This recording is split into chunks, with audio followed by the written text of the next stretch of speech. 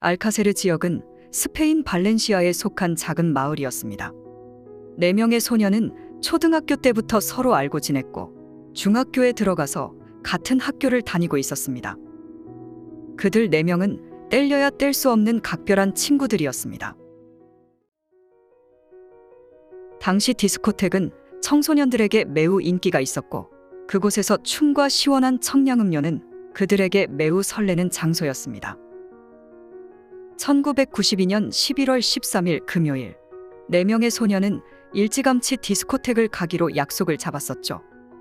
방과 후 미리암은 집에 도착해 책가방을 내려놓고 안토니아에게 향했습니다. 이후 두 사람은 데지레에게 전화를 걸어 데지레를 불렀습니다. 그리고 세 소녀는 에스더의 집으로 향했습니다. 에스더는 전날 심하게 독감에 걸려 친구들에게 디스코텍에 갈 수 없다고 미리 알렸습니다. 하지만 세 소녀는 에스더에게 함께 가자고 설득했습니다. 에스더도 가고 싶었지만 두통과 오열 때문에 어쩔 수 없이 거절할 수밖에 없었습니다. 세 소녀는 에스더가 함께 갈 수 없다는 사실에 약간 실망했지만 그래도 디스코텍에 가서 즐거운 밤을 보낼 것이라고 기대했습니다. 하지만 디스코텍까지 가는 방법이 세 소녀에게는 숙제였습니다. 그 디스코텍은 알카세르에서 불과 2km밖에 떨어져 있지 않지만 그곳으로 가는 길은 가로등도 거의 없어 어둡고 또한 주변엔 주택가도 없었으며 버스도 다니지 않았습니다. 평소 10대들이 그곳을 갈 때 히치하이킹을 선택하는 게 일반적이었습니다. 오후 8시경, 미리암은 에스더의 집 전화기로 아버지에게 전화를 걸었고 아버지에게 디스코텍까지 태워달라고 부탁했습니다. 그곳까지 태워다 주는 것은 별일 아니었지만 미리암의 아버지 또한 독감에 심하게 걸려 데려다 주기가 힘들었습니다.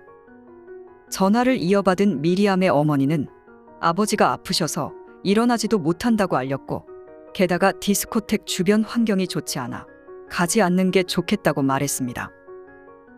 미리암은 잠시 머뭇거리다가 어머니의 충고를 무시한 듯 전화를 끊었습니다. 이제 세 소녀가 목적지에 도달하고 싶다면 히치하이킹을 선택할 수밖에 없었습니다. 결국 세 소녀는 에스더의 집을 나와 히치하이킹을 하게 됩니다. 곧 젊은 부부가 차를 세우고 소녀들을 태웠습니다. 그러나 부부의 차량은 디스코텍에서 약 1km 떨어진 지점에서 갑자기 고장나게 됩니다. 부부는 소녀들에게 주유소에 가장 차가 많으니 다시 히치하이킹을 하기가 편할 것이라고 알렸고 부부는 미안함을 표시하며 소녀들을 주유소에 내려주었습니다. 주유소에서 디스코텍까지의 거리는 불과 500m밖에 되지 않았습니다. 하지만 이날 주유소를 지나가는 차량은 많지 않았고 소녀들은 불빛도 없는 어두운 길을 따라 디스코텍을 걸어가야 했습니다. 오후 11시경, 미리암의 가족들은 그녀를 기다렸지만 그녀의 소식은 없었고 가족들은 점점 불안해졌습니다. 아버지는 디스코텍이 늦어도 10시까지 끝난다고 했던 미리암의 말을 어렴풋이 기억했기 때문이었죠. 미리암의 아버지는 데지레와 안토니아 집에 전화를 돌렸지만 그들 부모들도 아이들의 행방을 알 수 없었습니다.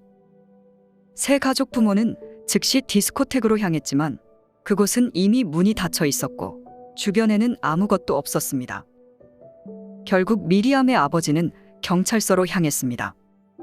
그러나 경찰은 형식적으로만 답했고 실종 신고는 24시간이 지나야 접수할 수 있다고 말했습니다. 속수무책으로 부모님들은 아이들이 돌아오길 기다리며 밤을 새웠습니다. 다음 날 오전 9시 40분, 세 부모님은 다시 경찰에 신고해 도움을 요청할 수밖에 없었습니다. 이때 경찰은 심각성을 인지하고 즉시 수사에 들어가게 됩니다. 세 소녀의 수색이 이어졌고 동시에 시민들과 민방위팀도 적극적으로 수색에 나섰습니다.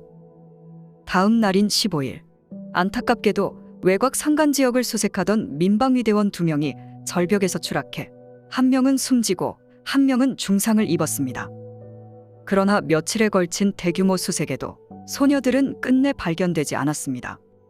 시간이 지날수록 경찰은 수색 범위를 확대했고 스페인 전역은 물론 주변 국가에 사건 경위를 통보했고 협조를 요청했습니다. 이 사건은 금세 대중과 언론의 관심이 높아졌으며 새 소녀에 대한 뉴스는 끊임없이 방송됐고 각종 신문에서 일면을 장식했습니다. 소녀들이 실종된 지 약 2달 후인 1993년 1월 말, 2명의 주민이 알카세르 인근 산맥에 올랐습니다.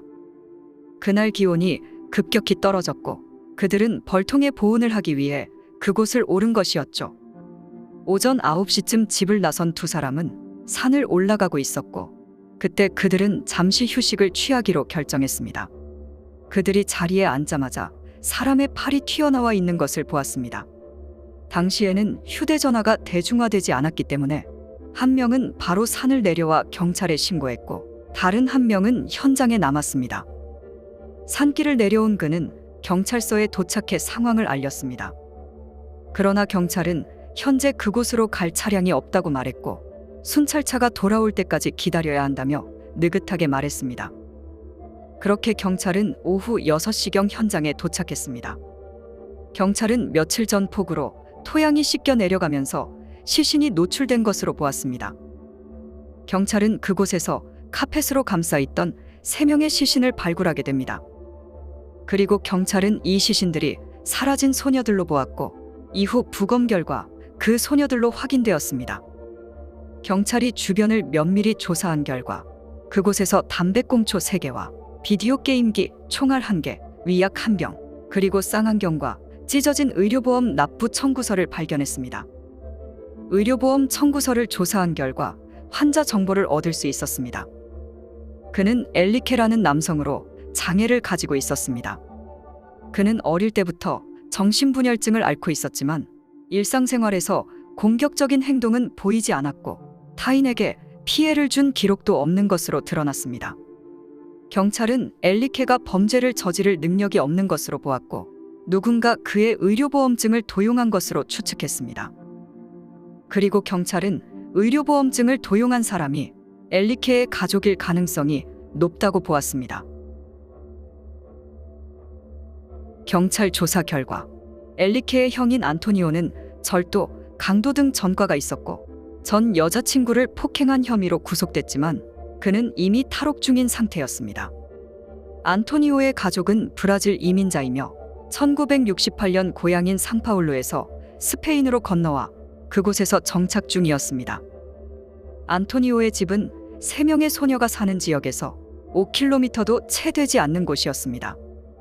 안토니오의 부모에게는 안토니오를 포함해 8명의 아이가 있었습니다. 안토니오는 14살쯤 나쁜 길로 빠졌고 툭하면 형제들을 때리곤 했습니다. 이후 안토니오는 가족에게 항상 돈을 요구했고 심지어 어머니가 돈을 주지 않으면 어머니에게도 폭력을 행사했습니다. 이 때문에 그의 어머니는 항상 돈을 숨겨야 했습니다. 1990년 1월 안토니오는 자신의 여자친구를 감금하고 폭행한 혐의로 징역 8년을 선고받았었습니다. 1992년 3월 5일 교도소에서 안토니오는 6일간의 휴가를 받았고 그는 이 기회를 이용해 탈출했으며 형을 복역하기 위해 다시 돌아오지 않았습니다. 탈옥 후 몇 달 동안 안토니오는 경찰의 수사망을 피해 마약을 판매하고 있었고 그의 친구였던 리카트와 친하게 지내고 있었습니다. 안토니오의 거주지를 확인한 경찰은 그를 체포하기 위해 출동했지만 이미 눈치챈 안토니오는 문을 걸어 잠궈 시간을 벌었고 자신의 침실 창문으로 뛰어내려 도주하는 데 성공합니다. 경찰은 4층에 사는 안토니오가 창문으로 탈출할 것이라고는 꿈에도 생각하지 못했습니다. 이후 경찰은 안토니오의 친구인 리카트를 집중 추궁하기 시작했습니다. 리카트의 아버지는 알코올 중독자였으며 그의 어머니는 그가 3살 때 병으로 돌아가셨습니다. 그에게는 2살 어린 여동생이 있었고 어려서부터 가난한 생활 속에서 자라게 됩니다. 중학교 때 학교를 그만둔 리카트는 각종 디스코텍을 맴돌았고 어느새 나쁜 길로 빠지게 됩니다. 그때 그가 친하게 지냈던 사람이 바로 안토니오였죠. 이 시기에 리카트는 여자친구를 사귀며 곧 2사람은 함께 살았습니다. 하지만 2사람은 생활고에 시달렸고 1987년 10월 리카트는 군입대를 결정하게 됩니다. 첫째는 자신의 숙식을 보장받을 수 있고, 둘째는 군인의 월급이 상대적으로 넉넉했기 때문에 여자친구에게 생활비를 줄 수 있었기 때문이었죠. 18개월 후 그가 제대한 지 얼마 되지 않아 여자친구는 임신하게 되었고, 두 사람은 1990년 딸아이를 얻게 됩니다. 그러나 행복도 잠시, 얼마 지나지 않아 두 사람은 다투기 시작했고, 곧 그들은 헤어지게 됩니다. 갈 곳이 없던 리카트는 거리를 배회하며 나태한 삶을 살게 됩니다. 리카트의 초라한 모습을 본 안토니오는 자신의 집에서 살 수 있도록 도와주었습니다. 리카트는 8가지 버전의 증언을 제공하게 되었고, 수사 방향에 혼선을 주었습니다. 경찰은 그의 8가지 버전을 요약한 후 총 3가지 버전을 만들었습니다. 사건 당일 밤 리카트와 안토니오는 리카트의 차를 몰고 가는 도중 주유소 옆에서 3명의 소녀를 태웠습니다. 하지만 그들은 디스코텍에서 멈추지 않았고, 소녀들은 내려달라며 소리쳤습니다. 이때 조수석에 앉아 있던 안토니오는 총을 집어들고 소녀들을 협박하기 시작했습니다. 이후 두 사람은 시신 발견 장소에서 몇백 미터 떨어진 폐가로 소녀들을 끌고 갔습니다. 결국 그곳에서 안토니오와 리카트는 성범죄를 저질렀고, 아침이 되자 안토니오가 살해했다는 것입니다. 경찰은 이 버전이 가장 신빙성이 높다고 판단했습니다. 범죄를 저지른 사람은 모두 4명이며 본인은 매장에만 참여했다는 것입니다. 그날 밤 자신과 안토니오, 그리고 안토니오의 동생인 마우리치오와 안토니오의 친구는 함께 주유소를 지나가고 있었습니다. 이때 그들은 세 소녀를 유인하는 데 성공합니다. 이후 리카트는 범행 과정이 기억나지 않는다고 답했고, 자신은 단지 땅을 파는 것만 도왔다고 말했습니다. 리카트는 이 사건에 전혀 관여하지 않았으며, 이전 모든 진술은 경찰의 고문의 결과라고 답했습니다. 그리고 리카트는 자신의 알리바이를 제공했습니다. 처음에 리카트는 소녀들이 실종된 날인 11월 13일, 자신은 강도 혐의로 체포돼 수감 중이었다고 밝혔습니다. 경찰이 이를 확인한 결과 리카트는 자신이 진술한 시간보다 한 달 늦은 12월 중순 수감되었기 때문에 그의 알리바이는 전혀 성립되지 않았습니다. 그러자 리카트는 진술을 번복했고, 사건 당일 밤 그는 자신의 여자친구와 안토니오 형제 몇 명과 함께 중국 식당에서 저녁을 먹었고, 식사 후 술을 마시기 위해 술집에 갔다고 진술했습니다. 리카트의 여자친구는 그가 거짓말을 하고 있다고 반박했고, 실제 저녁 식사를 한 시점은 사건 발생 일주일 후인 11월 20일이었다고 말했습니다. 주유소 맞은편에 사는 목격자는 그날 오후 8시가 조금 넘은 시점에 자신의 베란다에서 세 소녀를 보았습니다. 잠시 후 소녀들이 흰색 차량에 탑승했습니다. 그 목격자는 소녀들의 얼굴을 기억했고, 리카트의 차량과 같은 차량임을 확신했습니다. 그러나 차에 타고 있던 사람은 어두워 알아볼 수 없었습니다. 소녀들의 실종 다음 날인 14일 아침, 사건 현장에서 멀지 않은 음식점에 리카트가 들어왔고, 그는 테이크아웃을 부탁했습니다. 그때 음식점 주인은 가게 앞에 주차된 차에 한 남성이 앉아 있는 것을 보았습니다. 거리가 비교적 멀어 그 남자의 얼굴을 자세히 볼 수 없었지만 체형상 안토니오였을 가능성이 높았습니다. 당시 경찰은 소녀들을 납치해 매춘을 강요한 전력이 있는 코르토나를 용의자로 지목했었습니다. 그러나 1993년 2월 1일 코르토나는 지역 경찰서를 찾았고 리카트와 관계를 설명했습니다. 그는 1992년 12월 4일부터 12일까지 수감 중이었고, 이때 그는 리카트를 만나 서로를 알아가며 좋은 친구로 발전했습니다. 리카트는 출소 다음 날인 12월 22일부터 코르토나 별장에 머물렀고, 이후 안토니오와 마우리치오도 거의 2주 동안 함께 살았습니다. 이때 안토니오가 자신이 여러 소녀들을 살해했다는 말을 들었다고 진술했습니다. 여러 증언을 종합해 볼 때 경찰은 도주 중인 안토니오와 리카트가 진범이며 다른 사람은 가담하지 않은 것으로 판단했습니다. 세 소녀 모두 머리에 총상을 입었고 여러 군데 자상의 흔적이 남아 있었습니다. 세 사람 모두 성범죄의 흔적이 있었지만 정액이나 다른 사람의 DNA는 검출되지 않았습니다. 리카트의 차량에서 총 166개의 머리카락을 수거했습니다. 그중 50개의 머리카락에만 모낭이 남아 있었고, 당시 기술적인 조건으로 7개의 머리카락만 DNA 감식에 사용할 수 있었습니다. 그 결과 리카트와 안토니오의 둘째 동생인 로베르토 것으로 밝혀졌습니다. 또한 사건 현장 폐가에서 안토니오의 동생들인 막내 마우리치오와 둘째 로베르토의 머리카락이 나왔습니다. 그러나 안토니오의 형제들은 리카트의 차량을 자주 사용했고, 폐가는 그들의 아지트였기 때문에 이것만으로는 사건 당시 그들이 거기에 있었다는 것을 증명하기는 충분치 않았습니다. 더욱 난해했던 것은 리카트가 폐가에서 성범죄에 사용했다던 매트릭스에서는 소녀들의 혈흔 또는 머리카락 등 어떤 것도 발견되지 않았습니다. 1차 부검 결과 안토니오와 리카트가 직접 범죄에 가담했다는 증거가 부족했습니다. 부검 과정이 미흡한 탓에 수사관들은 의구심과 불만을 드러냈습니다. 결국 유가족의 동의를 얻어 2차 부검을 진행하게 됩니다. 2차 부검을 진행하게 된 법의학 교수 프론텔라는 시신 발굴 과정이 극도로 비정상이었고, 그때 많은 증거가 훼손되거나 유실됐다며 날카롭게 비판했습니다. 시신을 감싸고 있던 카펫은 거의 새 것이었고, 품질은 최상급으로 매우 비싼 카펫이었습니다. 경제적으로 넉넉하지 않았던 안토니오와 리카트가 이렇게 고급 카펫을 사용했다는 게 의문점이었습니다. 경찰은 안토니오와 리카트가 그 카펫을 훔친 것으로 보았습니다.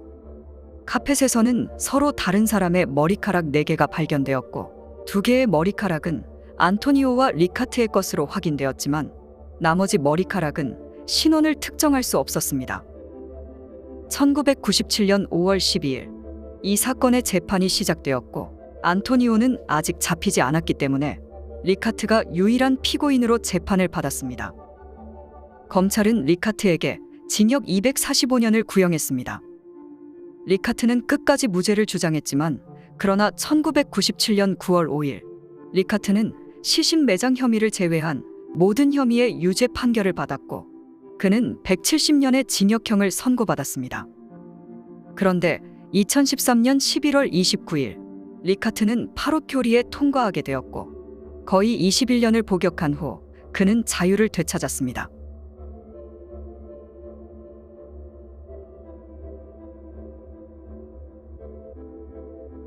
이 사건의 핵심 용의자인 안토니오는 수십 년째 실종 상태였습니다. 그는 어디로 사라진 것일까요? 목격자들의 증언을 통해 안토니오의 행방을 쫓아가 보겠습니다. 안토니오는 창밖으로 탈출한 뒤 택시를 타고 그곳을 떠났습니다. 다음 날 몇몇 목격자들이 그가 발렌시아 버스 정류장에서 배회하는 것을 목격했습니다. 그곳 주변에서 안토니오는 이발소에 들어가 머리를 자르고 갈색으로 염색했습니다. 염색을 마친 후 그는 호텔에 머물려고 했지만, 그때 안토니오는 극도로 긴장하는 모습을 보였고, 호텔 주인은 그가 수상하다고 생각해 그곳에 머무르는 것을 거부했습니다. 그 후 얼마 동안 그는 흔적도 없이 사라졌습니다. 안토니오는 발렌시아 산악 도로에서 총을 들고 트럭을 강탈합니다.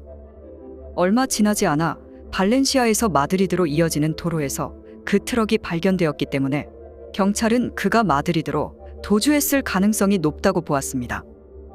마드리드 외곽의 한 광장에서 누군가 물건을 훔치는 것을 목격해 경찰에 신고했습니다. 경찰은 목격자에게 여러 용의자의 사진을 보여주었고, 목격자는 물건을 훔친 사람이 안토니오임을 알아차렸습니다. 안토니오가 장거리 버스 정류장에 나타났다는 제보를 받았고, 검거 작전에 나섰지만 예민한 안토니오는 눈치채고 그곳을 빠져나갔습니다. 안토니오는 포르투갈 리스본에서 모습을 드러냈습니다. 포르투갈 마약상 집에 은신해 있던 안토니오는 어느 순간 여권을 훔쳐 달아났습니다. 스페인 경찰은 즉시 유럽 전역에 안토니오의 수배령을 내렸습니다.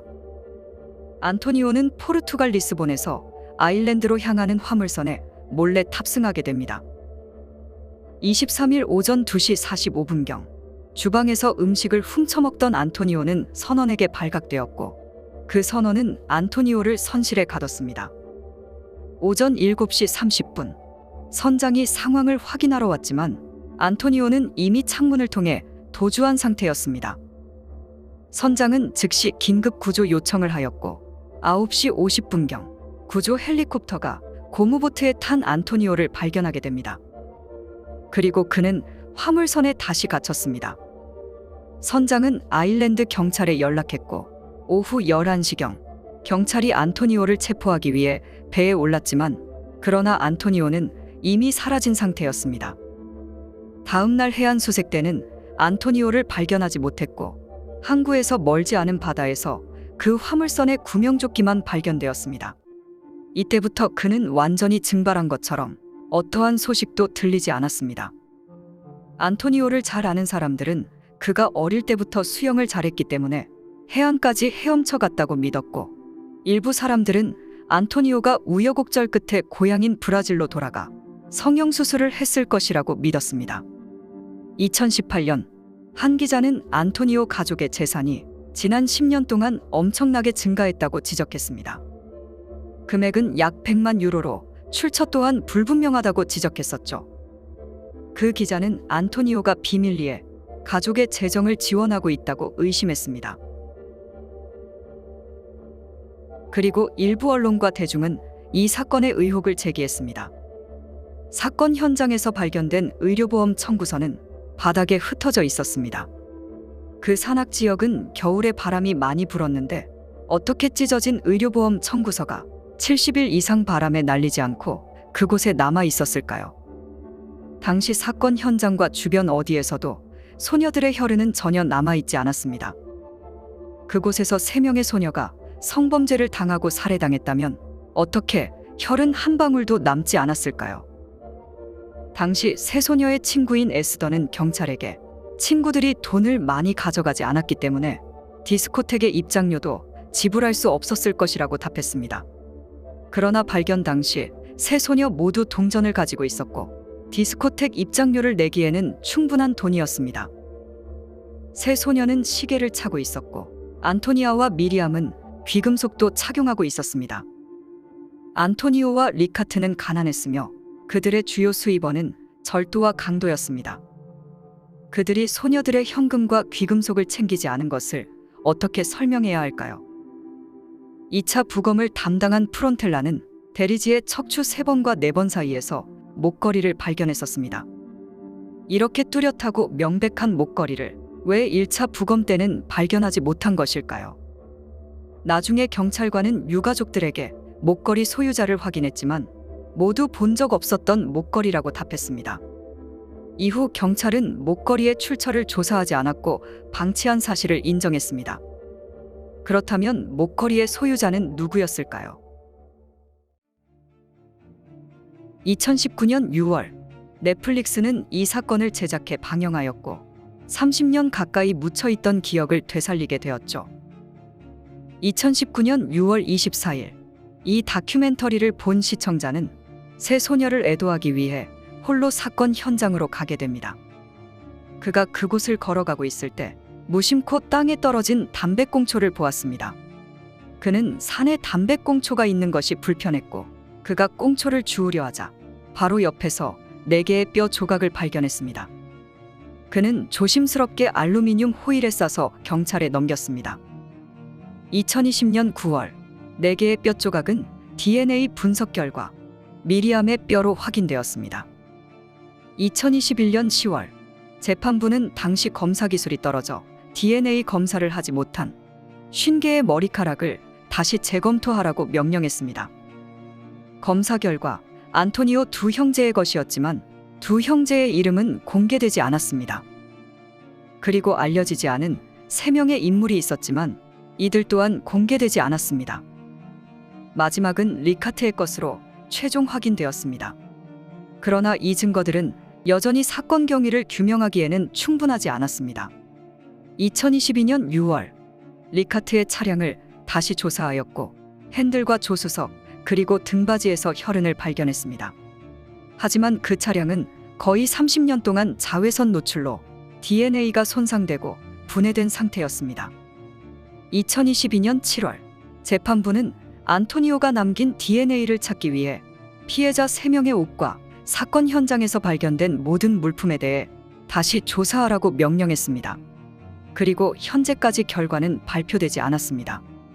사건 당시에는 분명 모든 면이 부실해 보였지만 현재 스페인 당국은 포기하지 않았다는 의지를 보여주고 있습니다. 당국은 부디 세 소녀에게 정의를 찾아주시기 바랍니다.